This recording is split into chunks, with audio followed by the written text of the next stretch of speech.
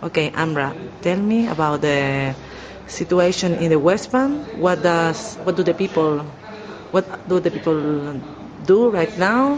What's your opinion about the organizations, about everything?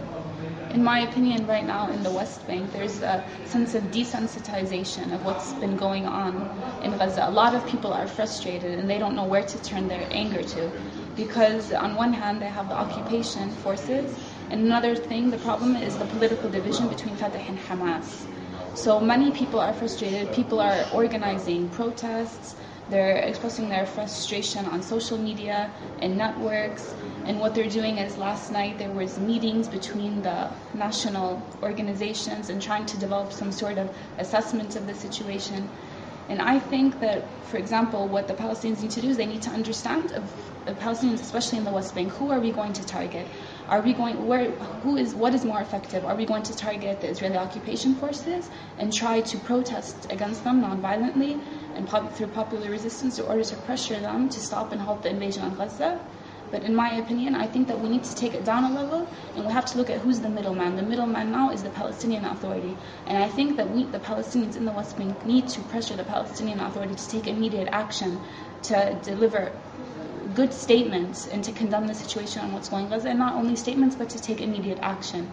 For example, I'm going to be talking about the organizations because there's so many informal networks in Palestine now, and independent organizations, and because of the political factions and political division that is in the West Bank in specific, what we're doing is we're organizing independently. For example, the Palestinian Medical Relief Society, a leading non-governmental organization in the West Bank located in Ramallah, which also has a branch in Gaza, called for an emergency meeting yesterday in order to assess the needs of what is needed in Gaza. We're going to try to provide medication to Gaza because of the Ministry of Health in Gaza said there's a lack of medication. We also released a press statement in order to international agencies, to our partners, and to the international community in order to pressure them to take immediate action. On another level, we have the youth movement in the West Bank. The youth movement, I think that what they feel is frustration, because their frustration, they're taking it to the streets and they're trying to mobilize and try to move the people from sitting in their homes watching TV and to go into protest in the streets in order to see some sort of effective results and to take action. And I think, for example, the other day, when the first day of when Israel invaded, 8 Palestinian women, because they went to the protests in Ramallah, they didn't see any action.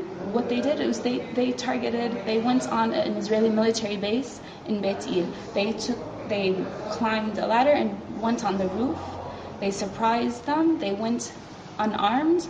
They went with flags, with their voices, no weapons, and that is what they did. They went with their flags, and that was a great tool, and it was something that affected the Israeli occupation. I think it was a strong statement for Palestinian women, 19-year-olds, 20-year-olds. They went from Nazareth, Bethlehem, Ramallah, Jerusalem, and they went and they expressed their rage and anger to the Israeli occupation forces for them to stop the massacre that is happening in Gaza. And I urge all the international community to take immediate action. And I think by going to the streets and pressuring their government, I think that is going to pressure Israel in order for them to be aware that the international community is aware. And I think Palestinians in the West Bank, they need to form joint alliances, which is happening as we speak now, in order for them to assess the needs, in order for them to take immediate action. And for their youth movements, they're going to continue to take actions, surprise actions, hopefully, and to pressure not only the Israeli occupation forces, but the Palestinian Authority to take action. And what's your opinion as part of the youth and being a woman about the international community response about all of these facts? I think that the international community is taking great stands, but unfortunately the problem is not the international community, the problem is the actions of the government.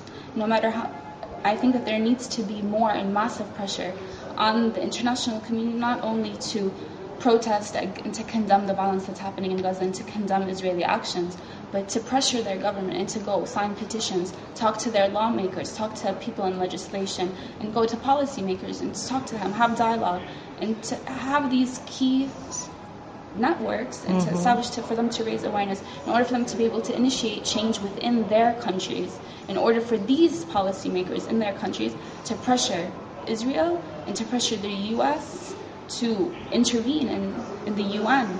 We have international organizations, human rights organizations. Israel is breaching many human rights violations, yet they're not held accountable. So I think that's what the international community needs to do. They need to pressure policymakers for them to be the key tools into pressuring Israel to stop, because the policymakers are the only ones. That's the link. The international community needs to pressure the policymakers. The policymakers will then be able to have dialogue with Israel. Okay, so shukran.